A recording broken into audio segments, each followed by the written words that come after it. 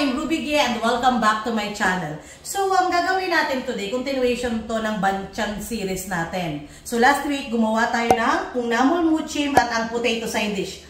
So, for today's video, ang gagawin naman natin ay ang mulchi bukum.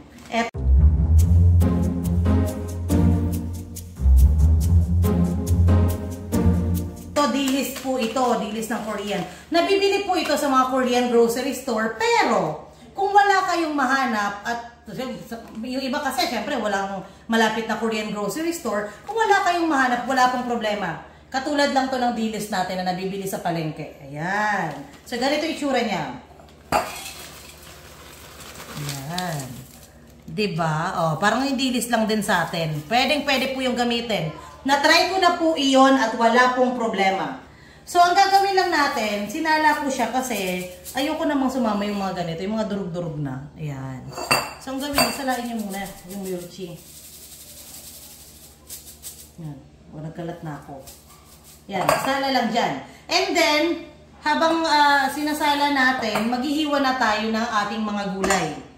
Sobrang dali lang po. Ito lang, onion leeks, siling green at ang ating bawang. Tatlo lang po ito. Pero, may option po dito. Pwede kayong maglagay ng kahit anong nuts. Mani, almond nuts, walnuts, kahit ano. Pangdagdag ng, alam mo yun, pangdagdag lasa yung mga mahilig sa mga nuts. Pwede.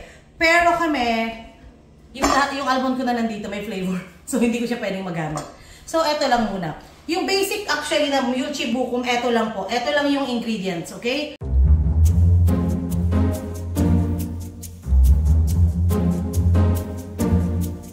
So, maghiwa tayo ng onion leeks.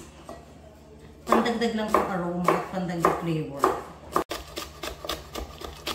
Maninipis lang. Depende kung anong gusto nyo hiwa. Pero ito kasi, dapat medyo maliit lang para hindi naman matabunan yung ating mulchi. And then, ang ating siling green. Pag hindi po mahilig sa maanghang, pwede po itong tanggalin, no? Pero as you can see po sa mga previous vlog ko, alam nyo na po na mahilig talagang pamilya ko sa maanghang. Bicolano ang panubaga ko. Tapos Koreano pa na asawa ko. Pareho talaga kaming mahilig sa maanghang. Depende po sa inyo kung anong hiwa ng sili. Ako medyo malalaki kasi mas masarap siyang muyain. Ayan. Siling green. And then ang ating bawang. Babalatan ko lang. Balatan and hiwain lang po ito na parang mani. Pero mas makapal dun sa mani. Di ba may nabibili tayong mani sa labas na mga adobo or prenito na may bawang. Medyo makapal lang po dun ng konti yung gagawin natin. Pag ayaw nyo naman po ng ganun, pwede naman po yung durog na bawang. So ayan, hiwain lang natin ang ganito, pa-slanting. Medyo makapal ng konti dun sa mga nabibiling mani. No? Ganyan lang siya. Marami ako maglagay ng bawang kasi pinapapak lang din to ng asawa ko. Gusto niya rin to eh. Ayan. So, ready na ang ating mga gulay. Ngayon, gagawa na tayo ng sauce.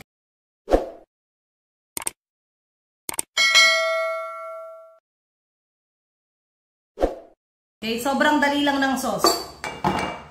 Bago pala to. Naubos na yung ating soy sauce. Ayan. 2 kutsarang soy sauce. Depende po kung gaano kadaming dilis ang lulutuin nyo. 1 kutsarang mirin. 1 kutsarang mirin.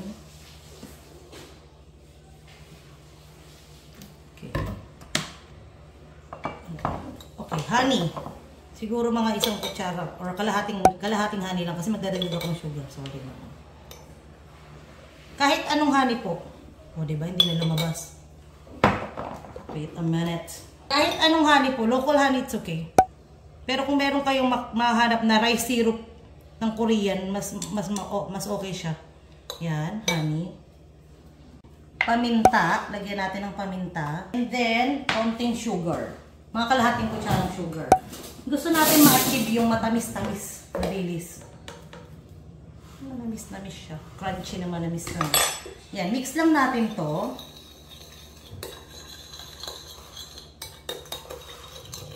Yan. And then, ready na ang ating sauce. Tikman. ready na ang ating sauce. Yan. May mga buo pang asukal, so kailangan nyo talaga siyang i-mix maigi para matunaw yung sugar.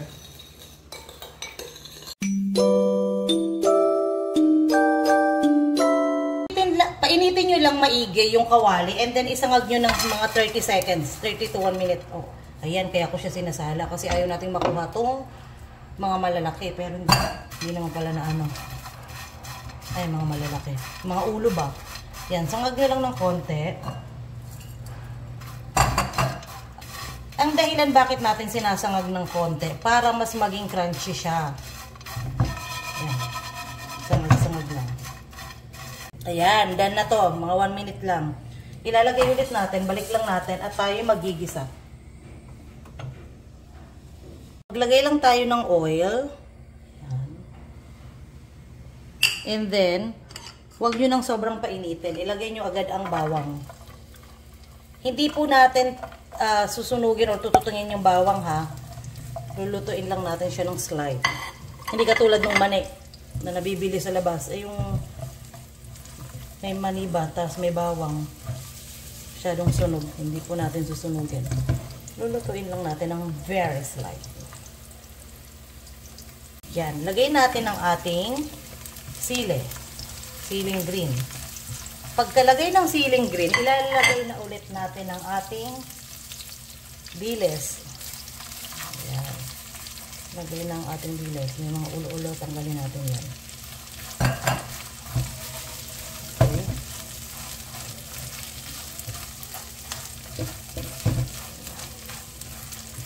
Pagkalagay ng dilis, mga 30 seconds lang natin ginisa-gisa. Ilagay na natin ang sauce. So, make sure na yung sauce haluin nyo ulit kasi baka mamaya yung asukal hindi pa masyadong tunaw. So, ilagay ang sauce. Yan, tingnan mo, may natira pang asukal. Hindi ganun katunaw. Igisa. May iba naman, dinedirekta na lang dito yung soy sauce, yung asukal. Ako kasi hindi. Kasi minsan kasi, pag hindi mo matansya yung apoy, nasusunog agad yung asukal. Kaya, minimix ko na lang yung lahat ng ingredient, ay ng seasoning. Ayan. Tapos, ilagay na natin ang ating leeks. Sobrang bilis, di ba gawin?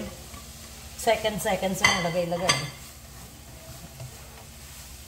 Lagyan natin ng sesame seed. Ayan. Gisa ng konti. Patayin na yung apoy and then lagyan natin ng konting sesame oil. Drizzle lang ng konti, pandagdag aroma. Yan. That's it. Tapos na siya. Tapos na ang ating Mülchi Bukum. Ayan, tapos na ang ating Mülchi Bukum. Ilalagay ko na siya rito. Kasi ilalagay ko yan sa rep mamaya. Hindi naman natin ito mauubos agad-agad. Para pagkakain yung asawa ko at ang aking mga anak, ilalagay ko lang siya. Side dish. Diba? Ang bilis-bilis lutuin. Oh. Isang pack, ang daming nagawa.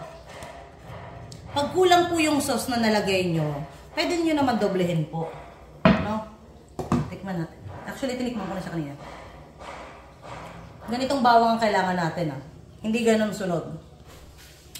Okay, we're done. See you on my next vlog. Bye!